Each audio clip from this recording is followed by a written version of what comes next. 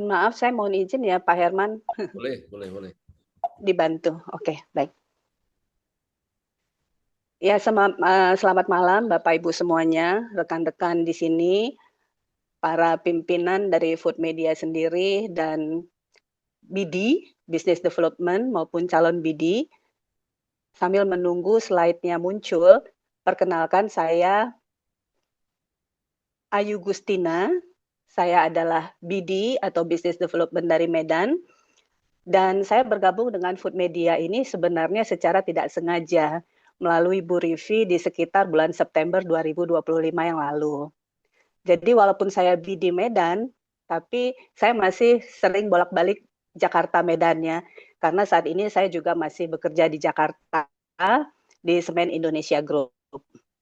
Jadi itu sekilas info mengenai saya, dan saya juga masih terus belajar lagi, karena ini sesuatu hal yang baru, karena yang namanya teknologi, industri, ekonomi itu bergeraknya sangat dinamis. Jadi memang kita perlu terus belajar lagi. Baik Bapak Ibu, kita di sini sersan aja ya, serius tapi santai, tapi kita tetap fokus. Kita fokus dari Business Opportunity Meeting hari ini adalah terkait dengan mindset, konteks industri, posisi Food Media, dan peran BD atau Business Development. Nanti Bapak Ibu mungkin yang baru di sini akan sering mendengar kata BD. BD itu adalah Business Development atau pengembang bisnis ya. Jadi pada sesi ini kita tidak sedang bicara terkait aplikasi, tapi mengenai perubahan industri.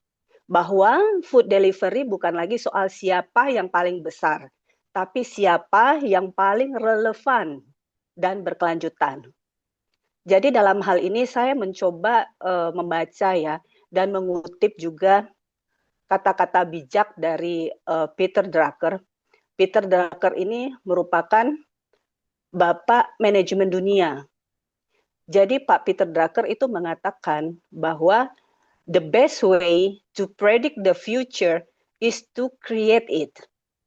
Jadi maksudnya begini, masa depan itu bukan sesuatu yang kita tunggu, tapi yang kita ciptakan.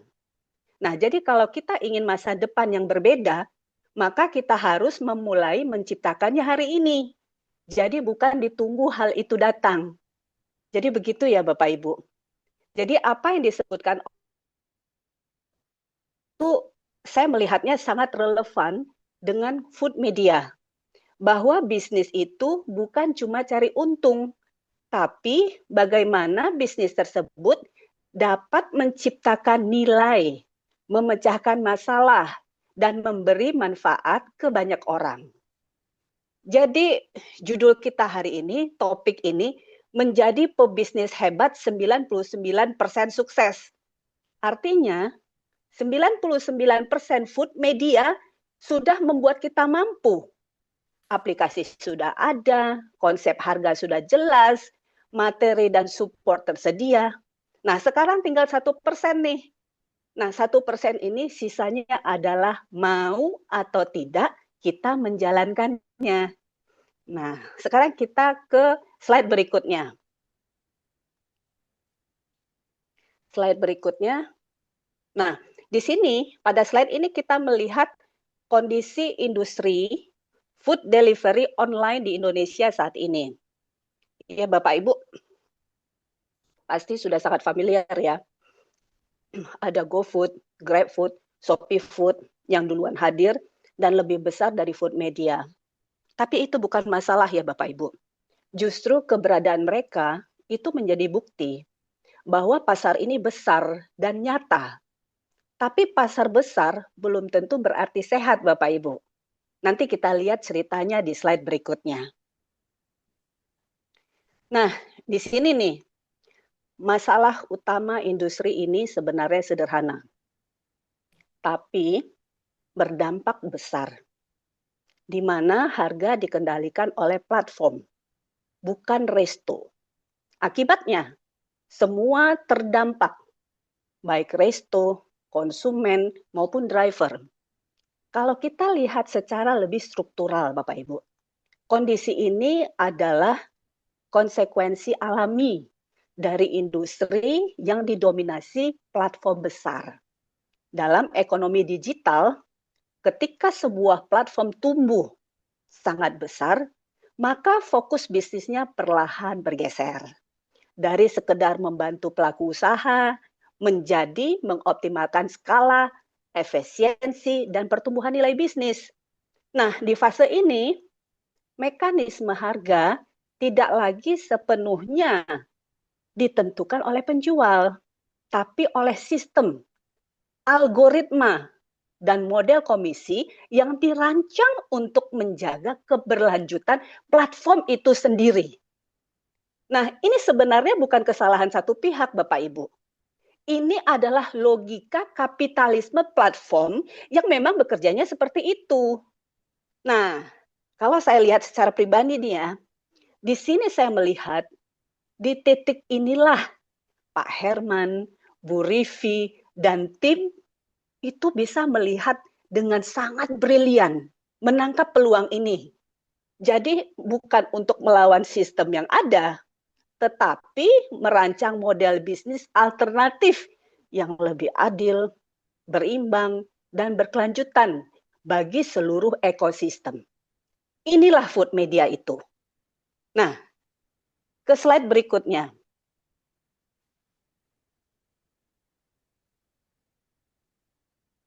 Banyak sekali berita-berita yang bisa kita lihat di media sosial ya Bapak Ibu, bahwa Resto dipaksa markup harga online. Akibatnya konsumen protes, Resto disalahkan, padahal sistemnya yang bermasalah. Saya mengutip lagi mantan CEO Starbucks, Howard Schultz. Nah, Howard Schultz mengatakan begini, sukses is the best when it's shared. Maksudnya begini, kesuksesan bukan cuma soal siapa yang paling untung, tapi siapa yang ikut bertumbuh bersama. Ini membuktikan bahwa bisnis besar bisa tumbuh tanpa meninggalkan nilai kemanusiaan. Nah, prinsip ini jugalah yang menjadi dasar food media, bahwa pertumbuhan bisnis seharusnya mengangkat semua pihak dalam ekosistem, berangkat dari kejujuran harga dan keberpihakan kepada semua pihak, ya resto, pembeli, maupun driver. Nah, kita lihat di slide berikutnya. Di sini kita melihat ya Bapak Ibu, ada dampak kepada konsumen. Dampaknya sangat sensitif. Konsumen merasa harga online tidak jujur, lebih mahal dibanding makan langsung di resto. Padahal dalam banyak kasus, kenaikan harga itu bukan karena resto ingin mengambil untung lebih, tetapi karena mereka menyesuaikan struktur biaya di platform. Nah, di sini kita lihat nih permasalahan pertama, karena ada skema potongan 20% sampai 30% per menu loh ini, bukan per transaksi ya, itu membuat harga makanan naik. Nah, hal ini memicu kenaikan biaya kebutuhan pokok. Jadi, jika kondisi ini dibiarkan, yang hilang bukan hanya transaksi, tapi kepercayaan konsumen. Sedangkan kepercayaan itu adalah fondasi utama untuk bisnis jangka panjang. Konsumen bukan sekedar sensitif harga, tapi juga sensitif kejujuran. Ketika harga terasa tidak wajar, kepercayaan pelan-pelan turun. Nah, kita lihat di slide berikutnya. Ini angkanya kecil-kecil ya Bapak Ibu, tapi kalau kita lihat secara mendalam, ini menarik nih. Di industri food delivery, GMV atau Gross Merchandise Value, itu sering dijadikan indikator utama keberhasilan. Jadi GMV adalah total seluruh nilai transaksi yang terjadi di aplikasi. Mulai dari harga makanan, ongkir, biaya layanan, hingga pajak sebelum dipotong komisi dan biaya lainnya. Jadi GMV ini adalah besarnya transaksi, bukan besarnya keuntungan yang tinggal di dalam negeri. Ya, ini untuk pengetahuan kita bersama ya Bapak Ibu. Di Indonesia sendiri, GMV food delivery itu sangat besar. 3 aplikator raksasa ini, GoFood, GrabFood, dan ShopeeFood, ini mengelola volume transaksi ini dengan skala yang masif. Nilai GMV, kalau kita lihat di sini adalah triliunan. Dan ini tidak seluruhnya berputar di Indonesia. Sebagian besar nilai ekonomi seperti komisi, biaya platform, dan pengelolaan laba itu mengalir ke holding company mereka masing-masing di luar negeri. Jadi tidak di Indonesia. Nah, ketika GMV ini menjadi fokus utama industri, dampaknya akan membentuk rantai efek ya. Ada domino efek ke seluruh ekosistem. Ya ke resto, ke konsumen, dan driver. Apa dampaknya ke resto? Resto berada di posisi tertekan karena harus menyesuaikan harga agar tetap bisa bertahan di sistem komisi. Marginnya jadi tipis dan ruang untuk bertumbuh jadi terbatas. Dampak ke konsumen. Konsumen merasa harga online lebih mahal, harga tidak jujur. Akibatnya, kepercayaan turun dan frekuensi order bisa berkurang. Nah, apa dampak ke driver? Ini ya, yang berada di ujung operasional. Driver sering menghadapi insentif yang berubah-ubah, target order yang meningkat, pendapatan yang tidak selalu sebanding dengan usaha. Bapak Ibu, ini adalah realitas praktek bisnis global. Ini yang perlu kita pahami adalah implikasi pentingnya bahwa semakin besar ketergantungan kita pada suatu modal GMV tadi, maka semakin besar pula potensi nilai ekonomi yang tidak sepenuhnya memperkuat ekosistem lokal.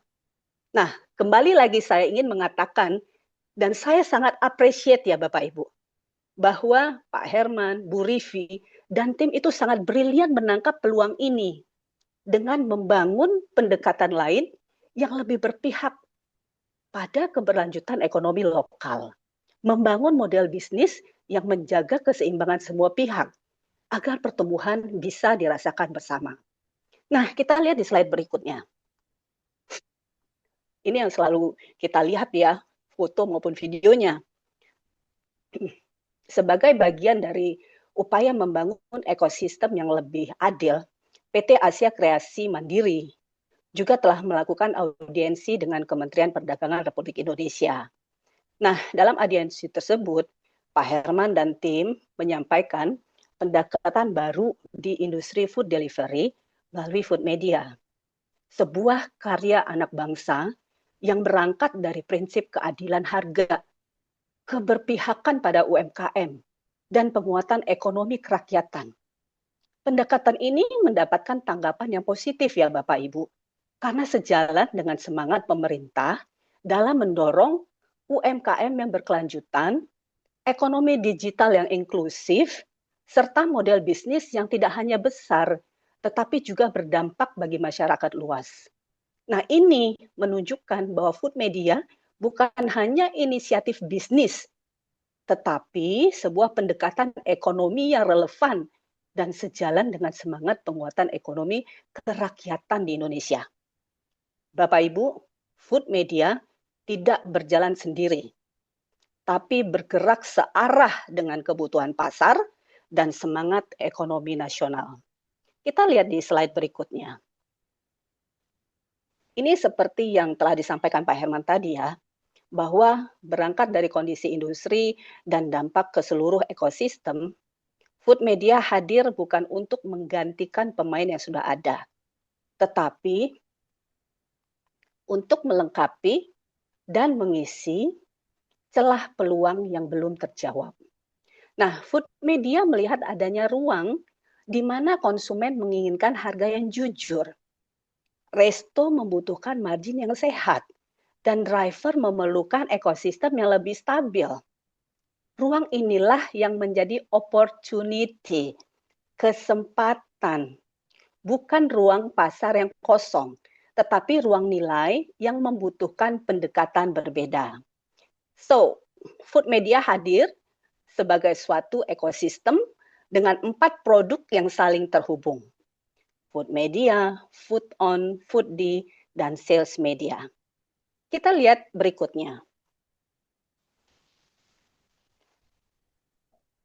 Di sini kita melihat posisi unik food media, Bapak Ibu. Food media adalah platform pemesanan hybrid. Nah, saya mengutip nih kalimat Pak Herman ya, pemesanan hybrid. Ini kita sekarang harus familiar dengan ini, yaitu menggunakan kekuatan online dan offline, baik untuk pengguna atau konsumen. Nah, ini sudah tersedia dan dapat diunduh melalui Play Store dan App Store ya. Mungkin nanti slide-nya ini bisa diupdate dengan menambahkan App Store, sehingga mudah diakses oleh siapapun. Nah, nilai utama yang ditawarkan sangat sederhana, namun krusial, yaitu harga jujur sesuai harga resto. Tetapi pendekatan ini dibangun bukan hanya sekedar transaksi ya, tapi kepercayaan. Oke, ini sudah nampak daya pembeda, fitur layanan dan model skema. Ini sederhana, tapi dampaknya besar. Konsumen percaya, resto lega, dan ekosistem sehat. Nah, di sini ada contoh ya Bapak Ibu. Kita perhatikan angkanya. Omset harian resto sebesar 3 juta. Itu ada 30 transaksi. Jadi 30 transaksi itu juta. 30 transaksi itu bukan 30 menu ya, tetapi terdiri dari mungkin bisa terdiri dari berapa puluh menu atau berapa ratus menu. Nah, skema food media di sini 2.000 kali 30 transaksi, karena setiap transaksi food media itu hanya mengambil 2.000 saja gitu. Jadi 2.000 kali 30 transaksi sama dengan 60.000. Sedangkan skema aplikator itu karena dia ada potongan 30%, maka aplikator itu konsumen yang akan nanti menanggung bebannya, sehingga si merchant itu menaikkan harga. Nah, kalau misalnya potongan 30%, berarti lebih kurang itu harus dinaikkan 43%. Sehingga jumlahnya adalah 4.200.000 sekian. Nah, ini dikurangi dengan 30%, di sini bisa kita lihat bahwa yang diambil oleh aplikator itu sekitar 1,2 juta. Nah, jadi bisa dilihat perbandingannya ya. Kalau food media itu hanya 60.000 dari 30 transaksi. Sedangkan aplikator lain itu sekitar 1,2 juta. Nah, jadi di sini kita bisa lihat bahwa harga skema food media itu lebih bersahabat ya. Jadi lebih adil. Nah, sekarang kita lihat di halaman berikutnya.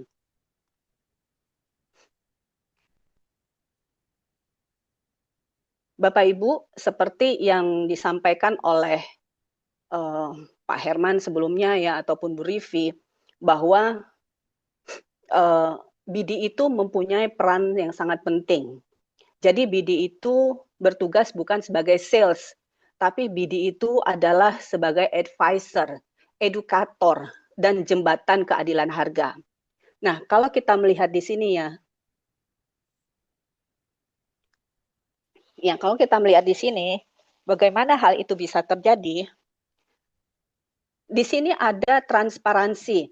Jadi ketika pembeli ingin membeli customer ingin membeli suatu makanan, dia itu bisa melihat ini siapa sih yang sebenarnya memproduksi ini, bagaimana sih higienisnya, bagaimana sih lokasinya. Dan ini sangat transparan. Di sini bisa dilihat ada videonya ya Bapak Ibu.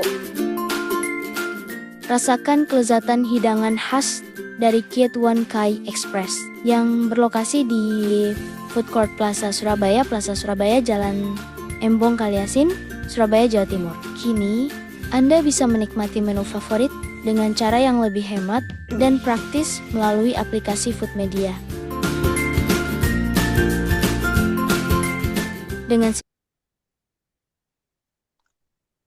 Oke.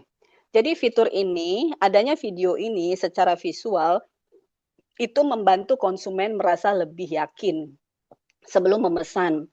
Jadi bagi merchant, video klip ini juga menjadi alat tanpa harus bergantung pada iklan yang mahal.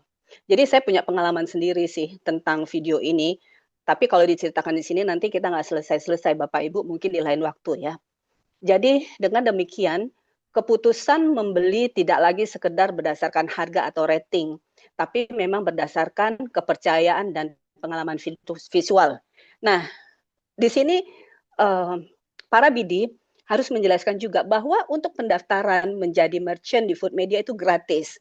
Nah, tetapi kalau merchant ingin lebih memberikan value terhadap produknya, terhadap makanan yang dijualnya, dan ingin mempromosikannya lebih, tidak hanya di sekitarnya, tetapi juga seluruh dunia bisa melihat, maka tadi dengan melalui video yang akan di-blast melalui media sosial, terutama YouTube ya, dan lain-lain, itu bisa menambah image terhadap itu. Tapi itulah yang membutuhkan sedikit biaya ya. Ada 200.000 saat ini. Dan 200.000 itu gunanya bukan masuk ke Food Media Bapak Ibu, tetapi itu untuk memproduksi video ini, editing, melakukan promosi ke berbagai kanal Food Media punya, yang ada 5 kanal itu. Kemudian nanti ada reservasi, kemudian ada bantuan support yang diprioritaskan. Nah, seperti itu. Ya, jadi ini sangat kecil sekali 200.000 dibandingkan dengan manfaat yang didapatkan. Oke. Nah, untuk slide berikut ini saya sampaikan tadi bahwa di sini peran BD ya, ini sangat penting sebagai advisor, sebagai edukator, dan sebagai jembatan keadilan harga. Di sini bisa dilihat di Food Media bahwa ada 2 harga tertera, harga offline dan harga online. Nah, memang sih ada beberapa yang kenapa sih harganya ditampilin 2, jadi bingung nih ngelihatnya gitu. Ya jangan bingung, disitulah fungsi kita menjelaskan bahwa bagaimanapun apapun yang dipilih nanti tetap harga offline yang muncul. Harga online itu hanya sebagai pembanding bahwa inilah sebenarnya harga yang dipakai oleh aplikator lain.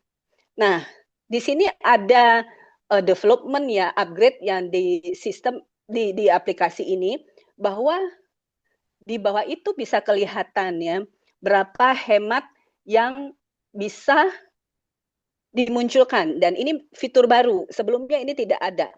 Jadi tidak hanya berapa persen lebih hemat, tetapi nilai rupiahnya juga muncul. Nah, di situ memberikan masukan kepada pelanggan, kepada customer bahwa oh iya ya, ternyata saya membeli harga ini lebih murah, jauh lebih murah dibandingkan dengan aplikator lain. Harga ini lebih jujur. Nah, seperti itu. Di slide berikutnya. Nah, reservasi. Ini adalah salah satu keunggulan dari Food Media, Bapak Ibu. Bahwa reservasi ini bisa dilakukan dengan 2 cara. Reservasi hari ini atau reservasi terjadwal. Ini yang belum kita temukan tuh di aplikator lain. Jadi ini salah satu yang bisa kita jual juga ya. Dan ini nilai lebih yang dipunyai oleh Food Media yang belum dipunyai oleh aplikator lain. Dan saya sudah mencoba transaksi ini Bapak Ibu, dan itu berjalan dengan baik. Dan ini juga bisa membantu merchant-merchant yang produknya itu tidak ready stock. Ya, jadi open PO 2 hari lagi, misalnya seperti itu. Jadi ini adalah salah satu alternatif yang dipunyai oleh Food Media, tetapi tidak dimiliki oleh aplikasi lain.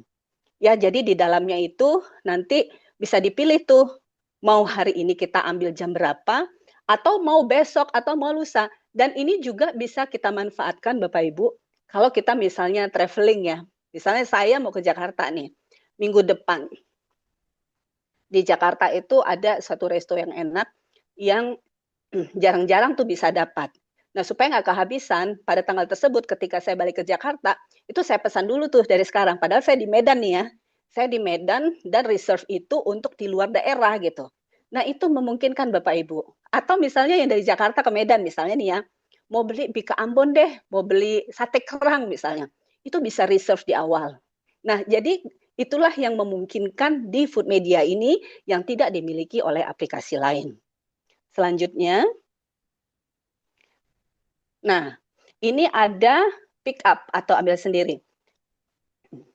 Kadang-kadang ada pertanyaan gini Bapak Ibu, di situ udah ada drivernya belum ya? Mungkin nggak itu beli, tapi drivernya nggak ada? Jawabnya mungkin, dan itu bisa, sangat bisa gitu ya. Jadi meskipun driver belum ada di daerah tersebut, tapi food media ini tetap bisa dijalankan, yaitu dengan pick up atau ambil sendiri. Dan ini justru lebih hemat karena tidak perlu bayar ongkir apapun. Jadi harga yang dibayarkan betul-betul adalah sesuai dengan harga resto, harga offline. Nah, ini bisa aja misalnya ketika kita mau lewat jalan tersebut pada pukul berapa gitu ya. Jadi kita bisa pick up gitu. Jadi kita dengan pick up ini dapat melakukan pemesanan dengan dua pilihan. Pesan sekarang atau pesan terjadwal. Nah, jadi ini lebih hemat Bapak Ibu. Nah, salah satu lagi, ini yang tidak ada di aplikator lain ya, kurir resto. Poin kunci bisa ditegaskan di sini bahwa resto bisa memakai kurir internalnya, memberdayakan karyawan sekitar, atau kerjasama dengan kurir lokal. Jadi uang itu berputar di lingkungan resto aja, tidak keluar dari sistem. Nah, kalau di platform lain, ongkir itu biaya, di food media, ongkir itu bisa jadi nilai tambah dan membuat margin penjualan lebih sehat. Nah, inilah contoh bagaimana food media tidak hanya membantu jualan, tapi bisa membantu resto bertahan dan tumbuh. Selanjutnya, di sini ada Foodie. Nah, Foodie ini adalah aplikasi delivery khusus di ekosistem food media yang menghubungkan resto, kurir, dan konsumen secara langsung tanpa skema yang memberatkan ya. Jadi Foodie ini dirancang bukan hanya untuk mengantar makanan, tapi juga menciptakan sistem pengantaran yang lebih adil bagi semua pihak. Jadi dengan Foodie ini terjadi di level lokal. Kurir lokal bekerja, resto lokal tumbuh, dan konsumen lokal dilayani. Nah, selanjutnya.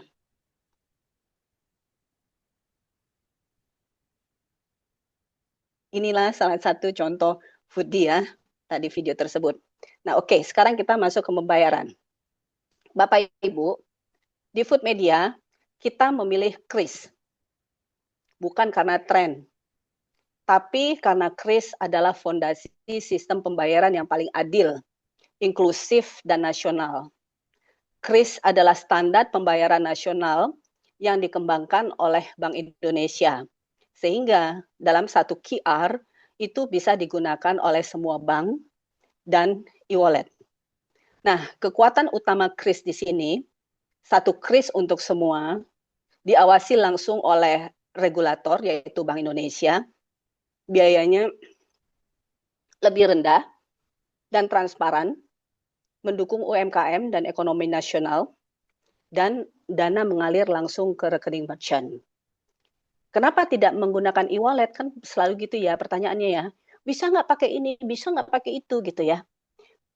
Untuk saat ini ya Bapak Ibu, menggunakan satu atau e-wallet tertentu, itu berarti mengunci ekosistem. Saat ini Food Media memilih tidak berpihak ke suatu e-wallet ya, tapi lebih berpihak ke merchant dan konsumen. Sehingga kita lebih menggunakan kris. Selanjutnya.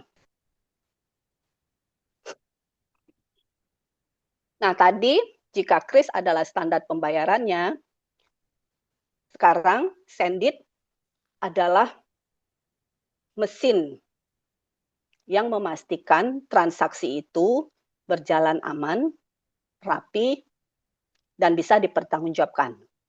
Jadi Sendit ini adalah payment gateway skala besar di Indonesia dan Asia Tenggara.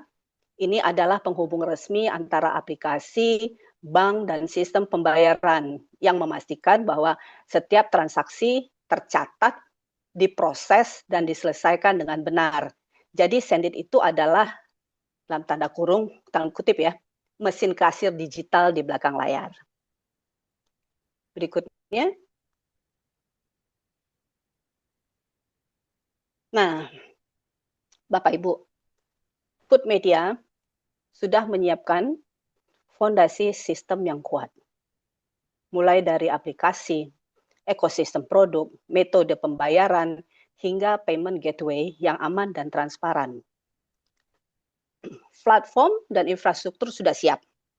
Pertanyaannya, siapa yang akan menggerakkan dan menumbuhkan ekosistem ini di lapangan? Siapa yang mau pegang kemudinya? Disinilah kita masuk ke peran berikutnya, peluang dan peran strategis para BD. Berikutnya.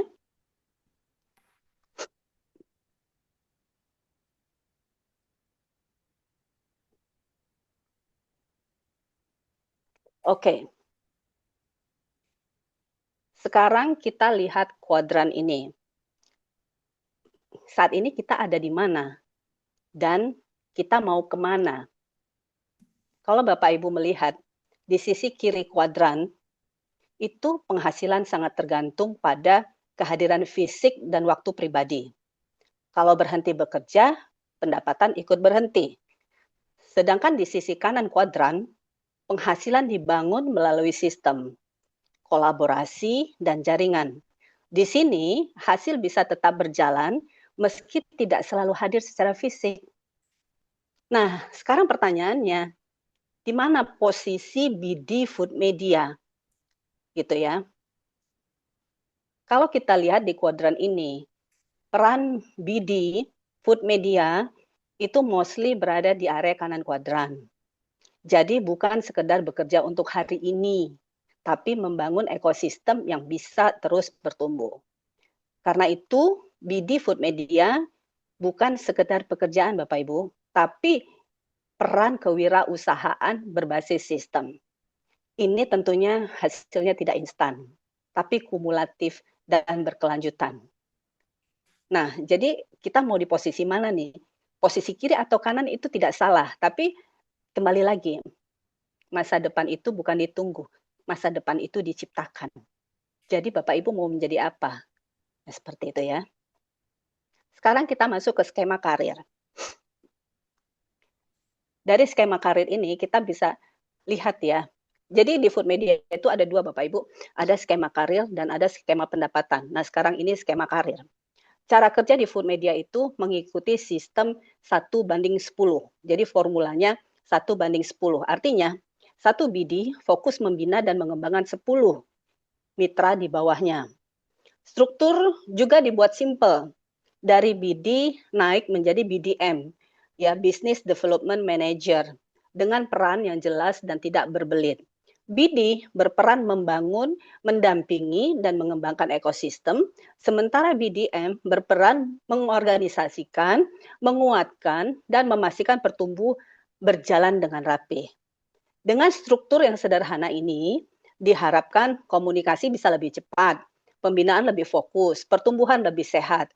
Jadi sistem yang sederhana membuat semua orang bisa jalan asal mau konsisten dan saling bertumbuh.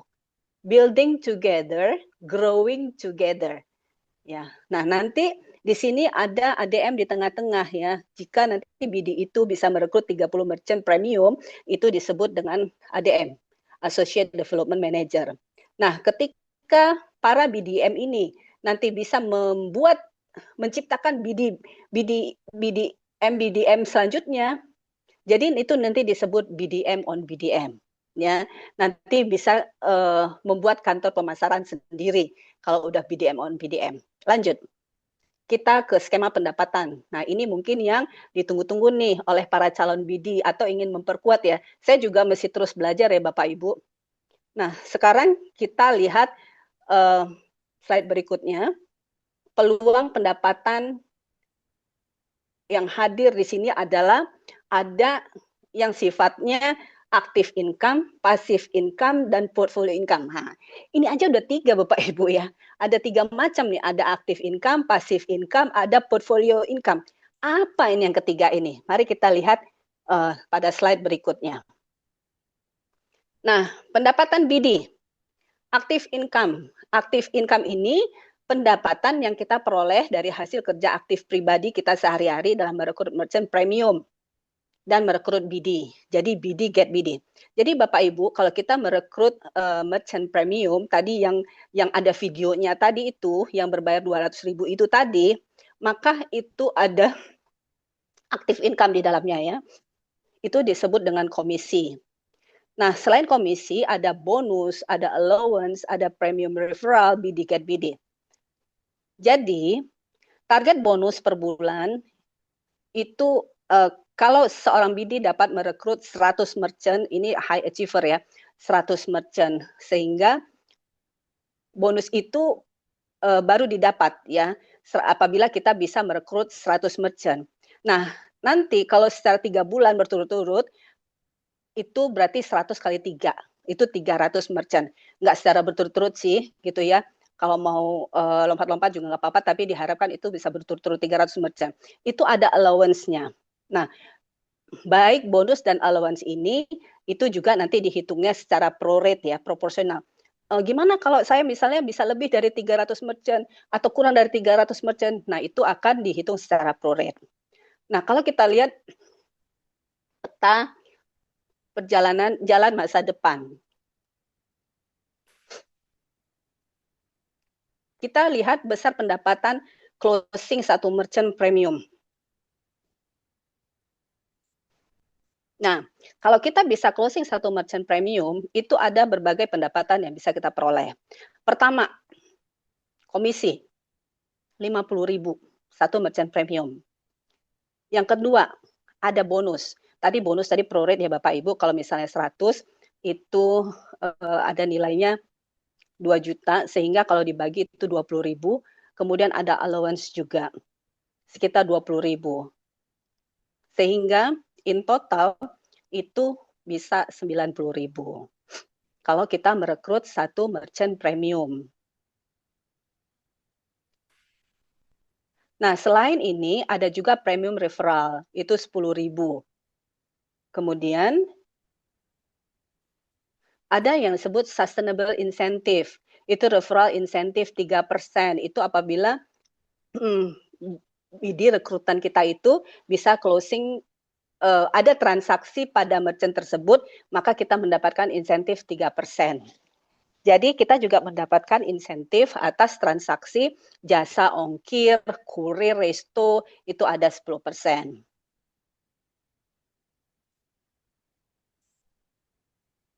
Nah, sekarang kita melihat pendapatan BD. Tadi kita kan sudah katakanlah kita merekrut ya, merekrut di tahun pertama. Kita rekrut terus di tahun pertama, dan di sini kita ada sustainable incentive, pendapatan yang berkelanjutan dari transaksi konsumen di merchant kita. Nah, jadi pendapatan BD itu Bapak Ibu bisa terdiri dari komisi dan juga atas transaksi di merchant yang kita rekrut. Ya, jadi ada dua. Nah, insentif ini adalah atas transaksi. Jadi 10% dari transaksi itu berlaku selama 24 bulan. Dan kalau mau long term itu 10% berkelanjutan kalau kita sudah ADM, tadi sudah berhasil merekrut 300 merchant. Kapan ini berkelanjutannya, sampai kapan? Nah, kalau mengutip kata Pak Herman, itu sampai masuk surga. Artinya itu seumur hidup gitu ya. Nah, kita lihat skemanya. Pendapatan BD awal tahun kedua. Anggap aja tahun pertama adalah tahun merekrut. Nah, sekarang kita melihat pendapatan di tahun kedua. Transaksi merchant kita mendapatkan 10% dari 2.000. Tadi ingat ya bahwa setiap transaksi di merchant itu ada potongan 2.000. Nah, dari 2.000 itu BD akan mendapatkan 10%. Nah, katakanlah dalam satu hari ada 2 transaksi aja Bapak Ibu, kali 30 hari, 1 bulan. Dari 1.200 merchant. Kita menghitung tadi 1 tahun kan kita udah setiap bulan kita ngerekrut 100 ya. Jadi kalau 1 tahun 1.200. Nah, jadi pendapatan kita itu, potensi pendapatan itu adalah 14.400.000 per bulan. Ini selama 24 bulan ya Bapak Ibu. Kemudian, kurir resto. Tadi, jika menggunakan kurir internal, kita juga mendapatkan 10%. Jadi kurir resto, Foodmedia mengambil 1.000, jadi 10% dari 1.000, kalau ada 2 transaksi aja selama sebulan dari 1.200 resto, 1.200 merchant itu mendapatkan 7.200.000 per bulan. Nah, kalau memakai Foodie, nah ini masih angka yang lama ya, 1.750. Ini kan sekarang ada update tadi yang per 3 kilometer ya. Jadi nanti ini bisa disesuaikan aja. Nah, dari Foodie itu mendapatkan 10% kali 2 transaksi, kali 30 hari, kali 1.200 merchant. Itu bisa mendapatkan potensi 12.600.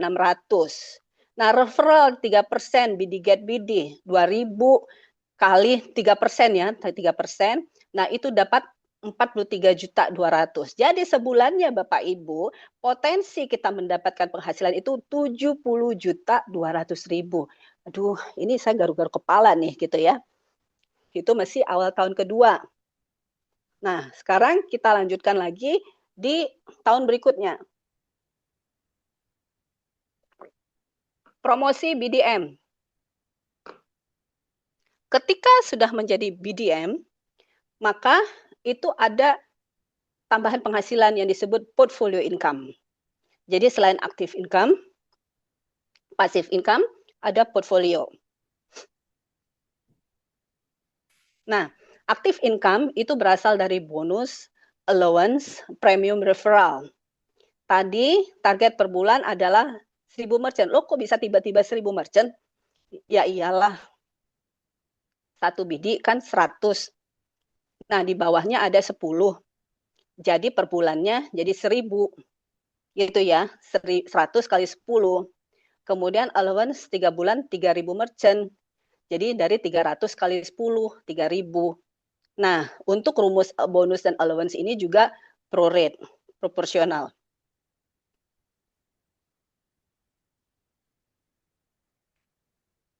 Sekarang kita lihat untuk target 1.000 merchant per bulan. Ini secara grup ya, si BDM tadi.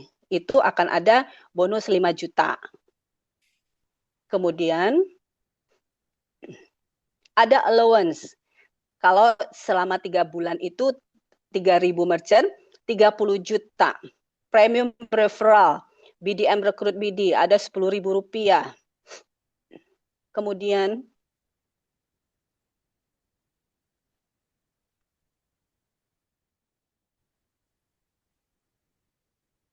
jadi di sini kita bisa lihat ya, si BDM itu bisa mendapatkan banyak bonus, allowance, dan premium. Nah, di sini udah mulai berlaku nih LTI nih, long term incentive BDM 5%. Transaksi yang 5% itu sampai kapan? Ya, sampai selamanya, gitu ya. Nah, sekarang kita lihat di sini pendapatan BDM, manager. Ini udah masuk passive income ya Bapak Ibu, LTI. Jadi artinya mau ibu-ibu lagi dasteran, mau bapak-bapak lagi mancing, sarungan, makan gorengan, ini akan dompetnya akan kling-kling-kling terus ya. LTI 5%, long term incentive. Kita sekarang lihat skema di awal tahun ketiga. Tadi kita udah lihat awal tahun kedua, dan sekarang kita lihat di awal tahun ketiga. Nah, dengan 2 transaksi aja, ya Bapak Ibu, itu potensi pendapatan sudah 72 juta per bulan. Ya, ini LTI 5% loh, hanya 5% loh ini, 72 juta. Kalau dari kurir resto ada LTI-nya juga 5%, itu udah 36 juta sendiri. Dari Foodie 5% itu 63 juta sendiri.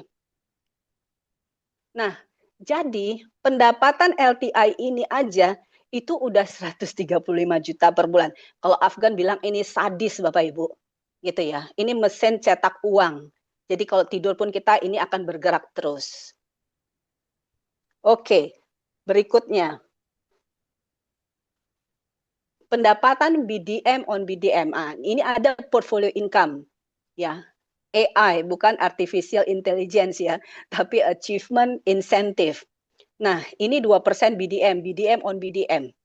Skema tetap sama, merchant potongan 2.000 per transaksi, kurir resto 1.000, penghasilan bagi dengan driver 80-20 gitu ya. Jasa ongkir ini nanti diupdate sesuai dengan yang terbaru. Jadi dengan harga yang lama itu pun pendapatan BDM awal tahun ketiga, Bapak Ibu, AI-nya, achievement incentive 2% ini, itu dari transaksi merchant itu dapat 288 juta per bulan, bukan per tahun ya. Kurir resto, potensi 144 juta. Kemudian, Foodie 2%, 252 juta per bulan. Sehingga satu bulan, ya Tuhan, itu kita dapat 540 juta potensialnya. Nah, ditambah tadi yang LTI tadi 135 juta per bulan, maka sebagai high achievement income per bulan itu potensinya bisa dapat 675 juta. Di mana kita bisa dapat seperti ini, Bapak Ibu? Nah, oke, saya nggak bisa nih rekrut 4 merchant sehari, saya bisanya 2 deh di middle. Nah, itu bisa dapat 337 juta per bulan. Aduh, saya nggak bisa juga 2, saya cuma bisanya 1 nih. Jadi low achievement. Dapat berapa? 168 juta Bapak Ibu. Dan ini kita menghitungnya dari 2 transaksi aja. Bagaimana kalau itu 3 transaksi, 4 transaksi 1 merchant sehari? Ya, itu mungkin kalkulator penuh ya, nggak bisa ngitung lagi. Nah, next. Jadi di sini Bapak Ibu, peta jalan masa depan kita ini bisa menjadi sebagai business owner dengan catatan bahwa ada 3 BDM dalam satu kota, yaitu bisa dengan 30.000 merchant.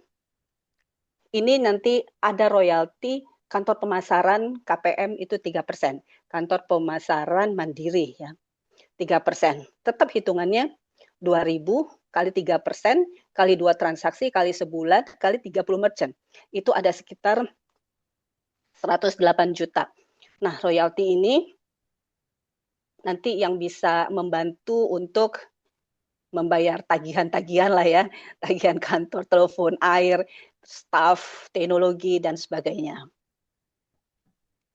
Next.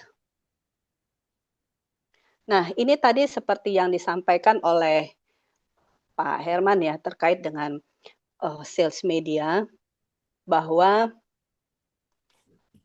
sales media itu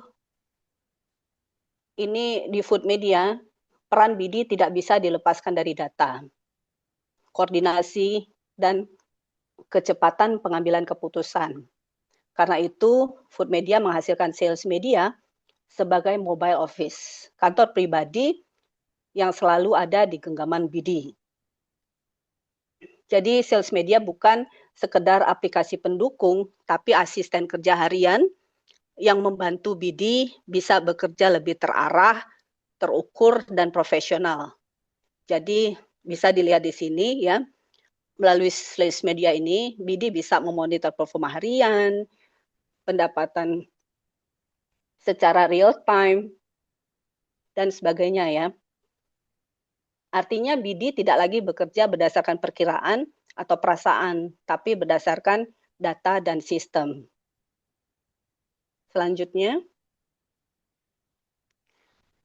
ini saya paling suka ya, bukan karena ini slide terakhir, tapi filosofinya sangat tinggi di sini. Bapak Ibu, ada yang tidak kenal dengan siapa pria ini? Dia adalah Michael Schumacher. Nah, di slide terakhir ini saya ingin mengajak kita semua berpikir secara sederhana saja. Michael Schumacher adalah pembalap mobil juara dunia. Tapi dia tidak akan pernah jadi juara dunia tanpa mobil F1-nya. Demikian juga mobil biasa. Sehebat apapun pengemudinya, tidak akan menang di lintasan F1. Nah, ya. Jadi kita lihat itu ada mobil buluk itu ya. Itu tidak akan menang di lintasan F1. Jadi hari ini Food Media adalah mobil F1 itu. Sistemnya sudah ada. Aplikasinya sudah siap. Pasarnya ada. Model bisnisnya sudah dibangun dengan adil dan berimbang. Artinya 99% infrastruktur sudah disiapkan. Yang tersisa hanya 1% saja. Nah, 1% itu bukan modal besar, Bapak Ibu. Bukan siapa yang paling pintar atau siapa yang paling hebat, tapi siapa yang mau. Ya. Ada bocor suaranya ini. Iya, siapa nih? Ya, jadi Bapak Ibu, 1%, saya ulangi ya, 1% itu bukan modal besar, bukan siapa yang paling pintar atau siapa yang paling hebat, tapi siapa yang mau untuk duduk di kursi pengemudi, menyalakan mesinnya, dan menjalankan mobil F1 ini. Jika ini kita lakukan, maka 99% tambah 1% itu sama dengan 100% peluang untuk menang. So Bapak Ibu, mari kita tidak hanya jadi penonton, tapi pembalap yang benar-benar ikut balapan. Begitu saja dari saya Pak Herman, semoga ini bisa dimengerti apa yang saya sampaikan, karena saya masih terus belajar Pak Herman.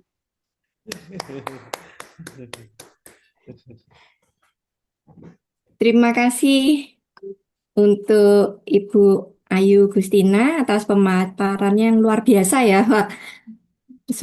Yang menjelaskan kepada kita tentang skema pendapatan dan karir di Food Media. Nah, selanjutnya kami mengundang untuk Bapak Ibu untuk mengikuti training fast start dan ujian yang akan diadakan pada hari Rabu pada pukul 19.15 melalui Zoom online juga seperti saat ini. Ini sebagai kelanjutan dari sesi Business Opportunity Meeting kita malam hari ini. Gitu ya. Iya, betul. Nah, teman-teman jangan lupa kita luangkan waktu di hari Rabu dan Kamis itu. Di situ kita akan belajar sekali lagi apa sih aplikasi Food Media itu dan bagaimana cara mempraktekannya. Dan pada saat kita ketemu orang, bagaimana cara kita untuk mengajak mereka untuk menjadi merchant. Oke, semoga ini bermanfaat buat teman-teman sekalian. Ya, ya, Bapak Ibu yang kami hormati, sebelum kita mengakhiri rangkaian acara pada hari ini, mari kita bersama-sama menyampaikan apresiasi dan ucapan terima kasih yang sebesar-besarnya kepada pembicara kita yang luar biasa, Bapak Herman dan Ibu Ayu. Ya, atas waktu dan ilmu yang serta inspirasi ya yang telah dibagikan pada kita semua.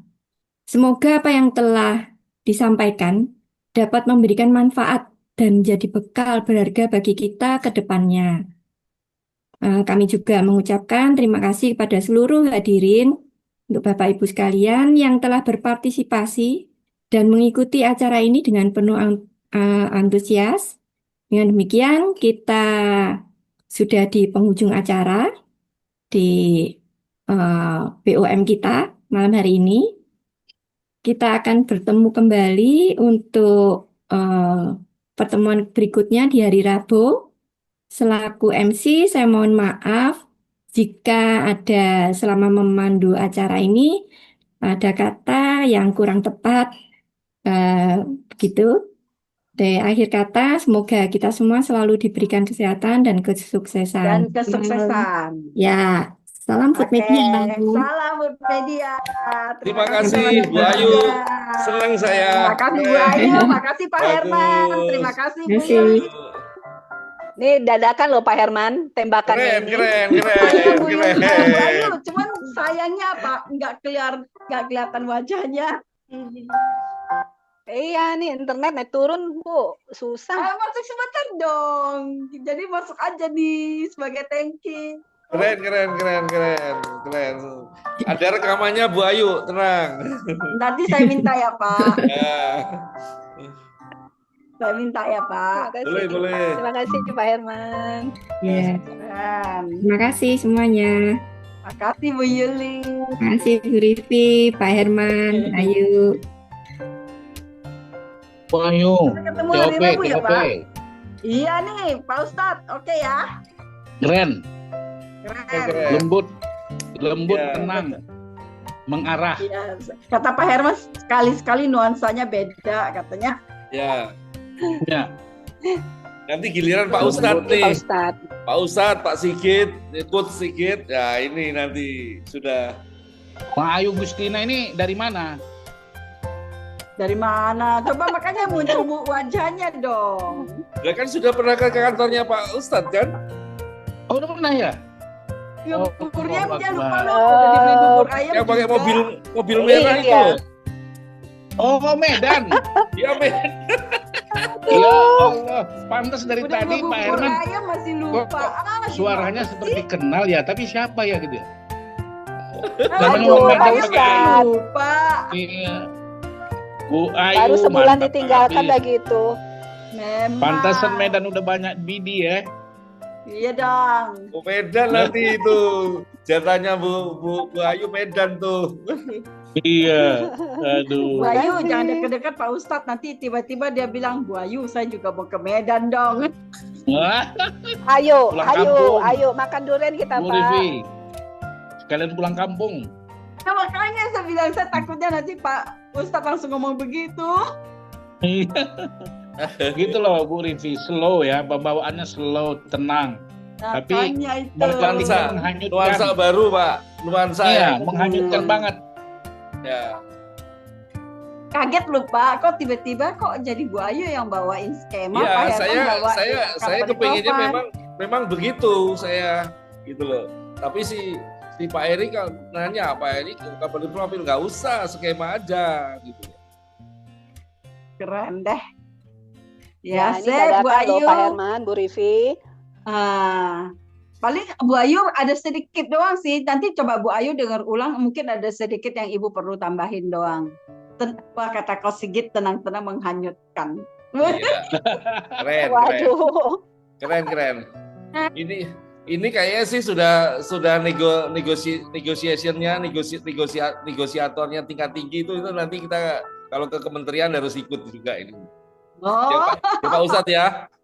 Iya, setuju. benar. Udah ada Insya Coach Allah, Sigit insya itu, Allah, Pak. aman lah. Aman, ada Pak Ustadz, tenang aja. Pak Ustadz kan ikatan ekonomi ahli apa? Ahli syariah apa Pak? IA. Ekonomi Islam, ekonomi Islam. Oh, ekonomi Islam. Ekonomi Islam.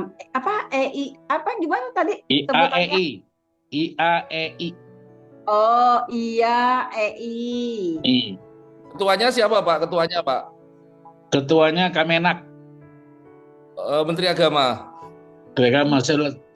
Sebelumnya Wakilnya? Menteri Keuangan, cuman Pak Purbaya terlalu sibuk dia untuk negara.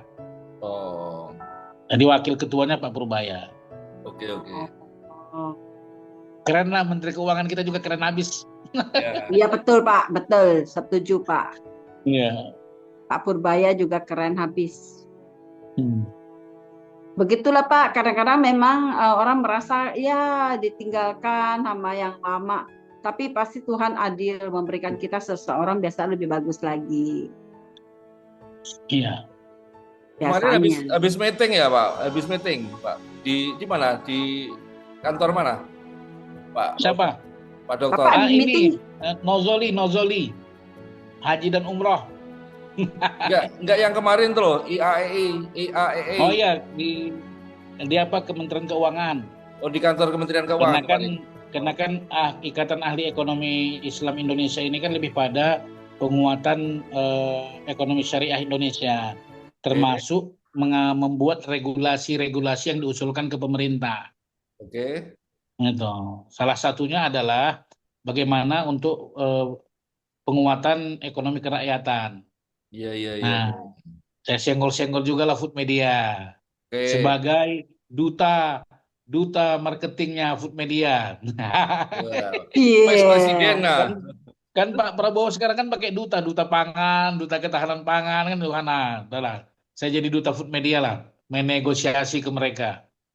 Gitu. Betul. Kita yakin kok Pak, ntar Bapak pasti Iya, koar-koar di kuping mereka tentang Food Media. amin. Mohon doanya. Ada waktunya Pak, tenang Pak. Insya Allah. Waduh, cakep nih. Nah, gitu dong. Ada Coach Sigit, ada Pak Guru. Nih siapa lagi nih yang kelihatan? Ya, cuma kelihatan segini nih. Siapa lagi?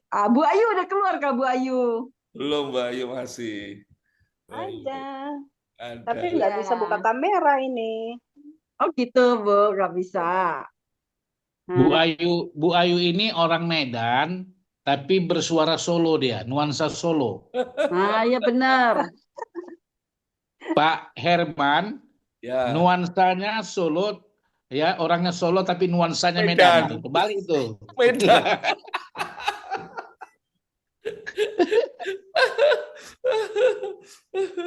Aduh. Kalau saya Ken. apa Pak? Nah, Bu Rivi, Ya. baru ingat saya Bu Ya. Rivi. Tadi saya nonton ini, Apa? siapa? David yang mualaf David, kok gaya ngomongnya mirip kali dengan Bu Rivi, terus dia orang Singkawang. Kok David ya? Ya, mungkin logatnya kali Pak. Mirip kali bentuk wajahnya Bu Rivi. Sampai saya mau saya foto tadi dia. Ini ada saudara sama Bu Rivi, kayak gaya ngomongnya seru banget lah.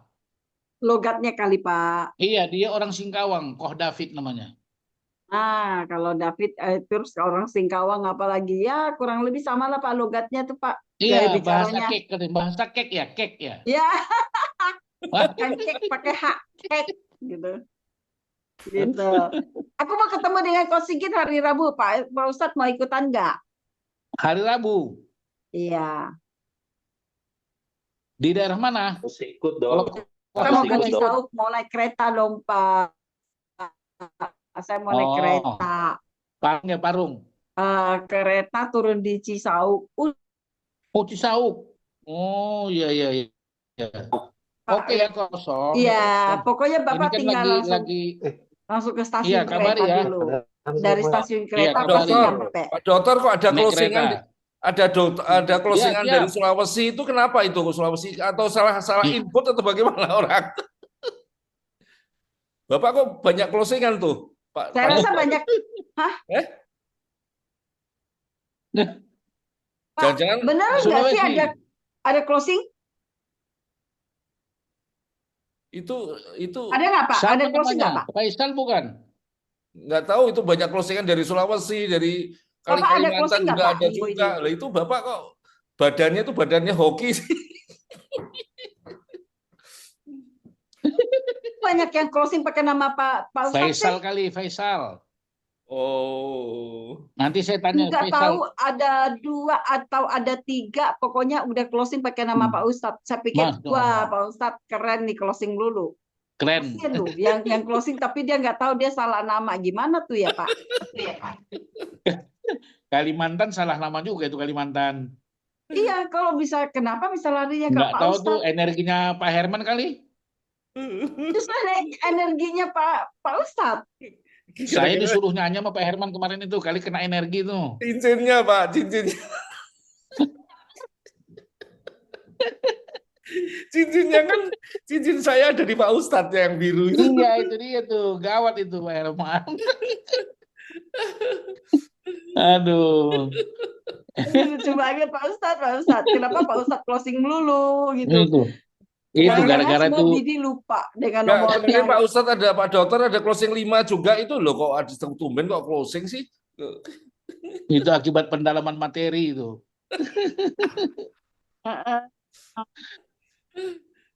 Ini Dimsus tadi siapa nih dengan Dimsus katanya dia masuknya terlambat. Oh, dia langsung keluar nggak berani nggak terusin kok. Oh ini Ini ada Dimsus, Neng, si Neng ya. masih hadir nih Neng, buka Neng. Saya senang nih Neng. Tadi nggak ikut ya si Neng ya tadi ya M2 ya. Mana sih Neng? Cirebon. Iya Cirebon. Keren keren.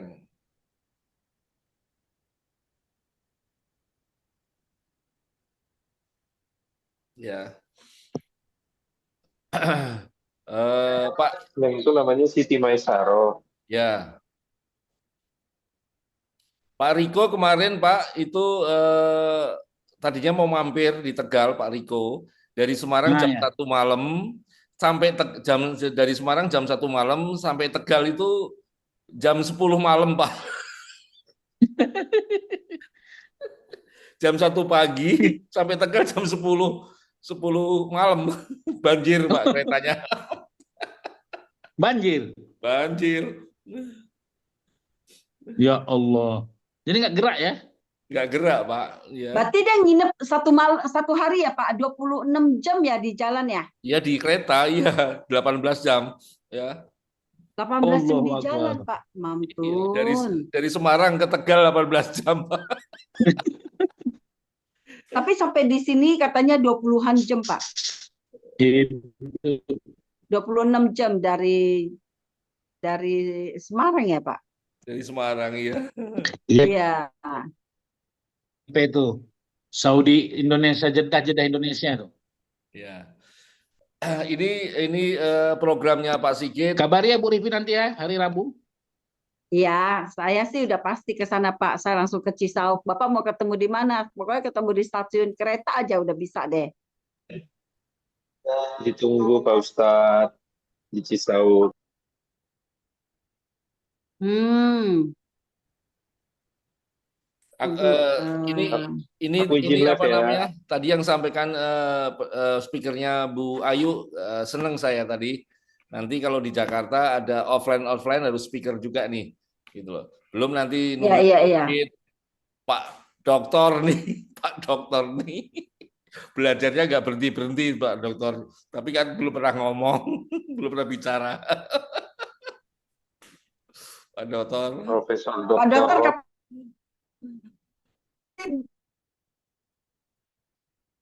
bicara belum Coach? Setelah lewat 1 bulan lah paling cepat. Tahu diri saya Gitu masih ya. newbie. Gitu.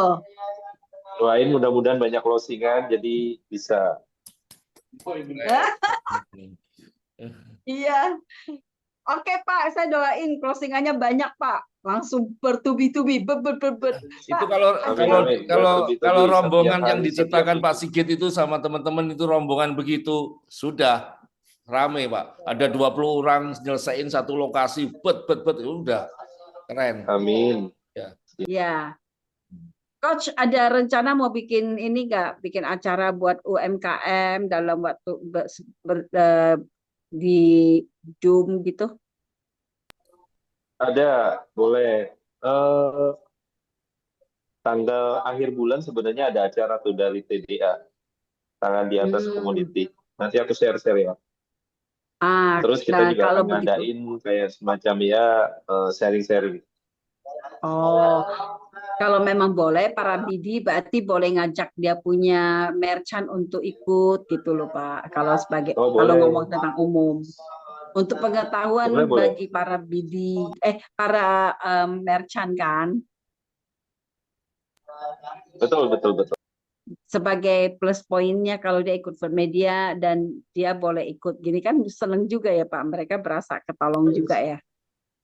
Materi tentang Tapi bisnis menurut ya. coach yang cocok sih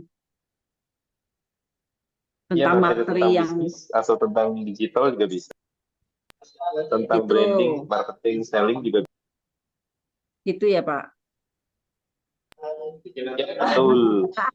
Bu Yuli masih ke.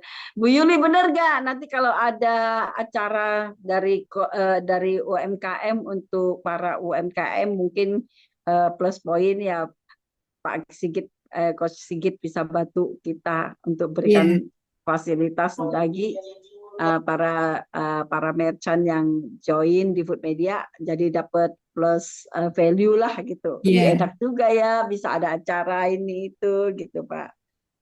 Iya betul Bu. Boleh, boleh. Ayo, ayo. Ya, nanti ya Coach kasih-kasih ya kalau ada info. Yang ini Ya, boleh ya. ngajak umum. Nah, para ngajak deh gitu. Mungkin saat itu boleh sebut dengan food media, nggak usah sebut food media juga nggak apa-apa. Tapi yang penting para BD merasa dia bermanfaat untuk para dia punya merchant. Oke. Di setting aja di awal Februari kalau mau. Jadi Oke, ntar oke. langsung dibuatin flyernya dan lain-lain. Gitu. Bisa hari Nanti apa. Coach siapin flyernya dikit gitu. Nanti kita bagikan di Oke. grup. Nanti grup bisa ngajakin dia punya merchantnya ya. Boleh, boleh. Ntar aku Thank you coba banget, diskusi sama Coach. timnya. Oke, Thank you banget, Coach. mungkin itu dulu Ya. Bu Rivi. Oke, thank you ya Pak Oke, Herman. terima Thank kasih you Pak Bu Guru. Ayu, Bu Rivi, Ya Bu Bu Ayu, Yuli. thank you Bu Yuli, thank Terima you kasih. everyone, thank you. Terima kasih semua. Pamit Ya, saya. ada Adi Ya, juga nih. Halo Adi. ya.